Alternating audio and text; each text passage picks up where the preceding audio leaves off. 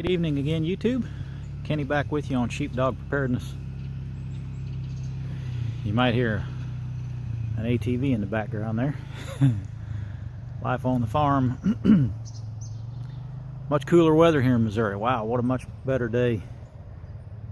This is what we've been waiting on. Get outside and enjoy yourself. Get some of these winter preparedness things done without dying of heat exhaustion. So we're glad to have that. Wanted to talk tonight briefly about what could be the thing that potentially sets off the SHTF scenario. What could be the main thing that would trigger it to finally push us over the edge to where you're going to need all those preparedness supplies you've been stockpiling. You're going to need to change your lifestyle completely. And honestly, I think we've been on the brink of that for many, many years. The American society right now is so fragile that one little thing could send things over the edge, and this could happen really quickly. We are only a day or two away at any given time from your life changing drastically from the normal day-to-day rat race and the way you're conducting your life now to complete SHTF, where you don't have a job, you are hunkered down, you are living off of the supplies you've stockpiled, and things are very different. Right now, I mean, we all watch the news, we see what's going on. The North Korea situation could implode at any moment.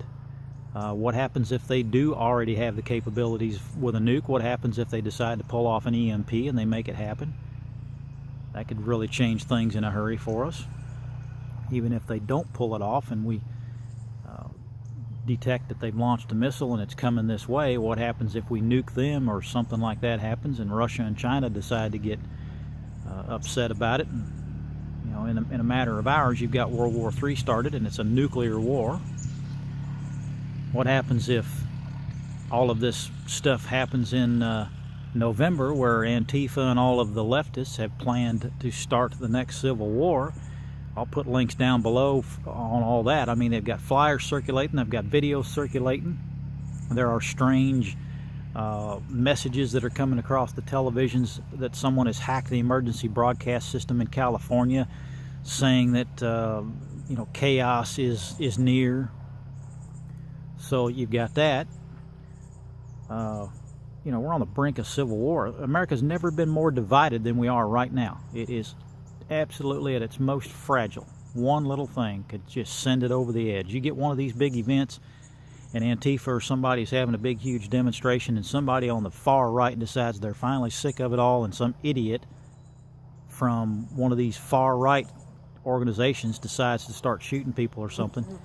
I mean, it's done. It could just snowball into something huge really quickly. And the final thing that I think still could do it would be economic collapse. The American economy is a mess. It's all smoke and mirrors, folks. It is trashed.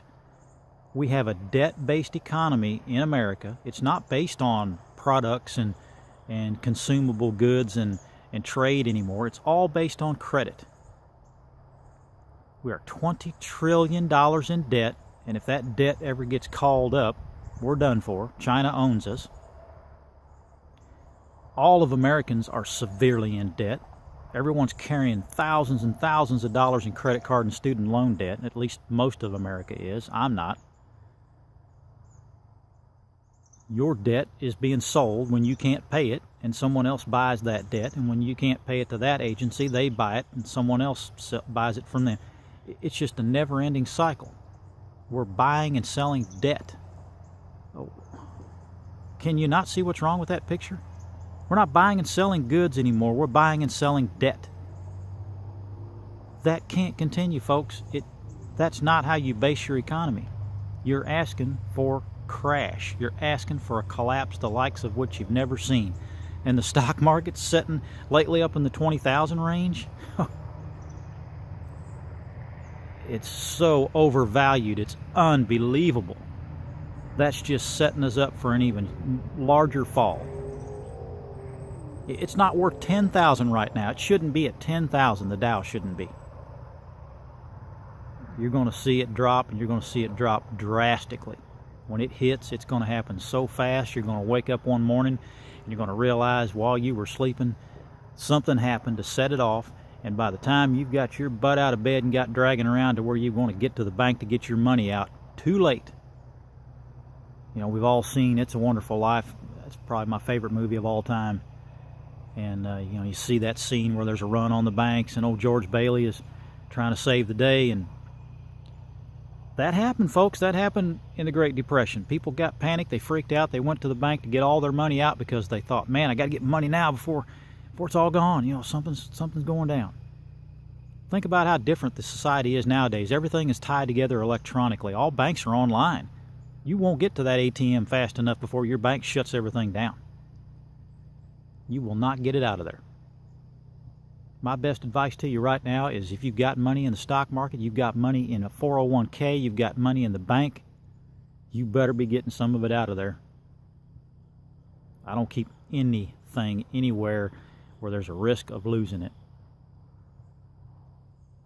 Because I'm telling you, you're not going to have access to that very, very soon. When you get to the point to where you've got your food and your water and your medical supplies stocked and you've got guns and ammo to protect what you've got, get your bug out bag gathered up. Your next step, something you can lay hands on that's worth value, that's physical property like gold or silver. And silver's not really expensive, but it's still going to hold value and it's still going to have barter and trade value after the collapse. So if you got a 401k, if you can get the money out of it, get it out of there and get it out now. It's not going to be worth the paper it's printed on soon once this collapse happens. I'm going to post an article below in the comments about the coming market collapse.